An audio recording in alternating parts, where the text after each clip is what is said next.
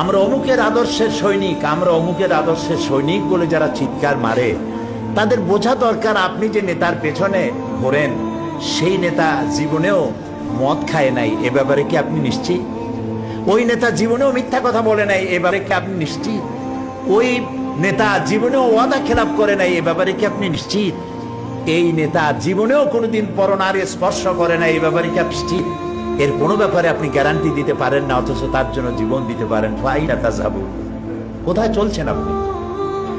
এমন এক ব্যক্তিকে আল্লাহ নেতা বানিয়েছেন, নেতা করে দুনিয়া পাঠিয়েছেন, যিনি সর্বকালের সর্বযুগের আয়নার মতো পরিষ্কার চেহারা, যাকে দেখতে কোনো লাইটের দরকার হয় না, দিনেও দেখা যায়, রাতেও দেখা যায়। সুতরাং নবী করিম সাল্লাল্লাহু আলাইহি সাল্লামের চরিত্র ছিল আকাশের সূর্যের মতো দীপ্তমান, গোটা বিশ্বের মানুষের কাছে উজ্জ্বল, যার জন্ম থেকে শুরু করে মৃত্যু পর্যন্ত এমন একটা দিক নাই, বিভাগ নাই যা সাহাবায়ে কেরাম সংরক্ষণ করেন নাই। জীবনের সবকিছু লিপিবদ্ধ হয়েছে।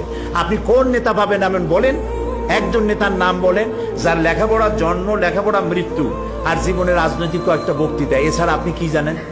আর বইতেই বা কি লেখা আছে?